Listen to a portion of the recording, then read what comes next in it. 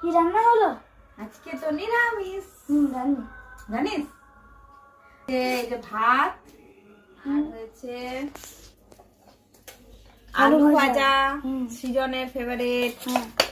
আর হয়েছে বেগুন ভাজা, বাহ, এটাও সৃজনের ফেভারিট।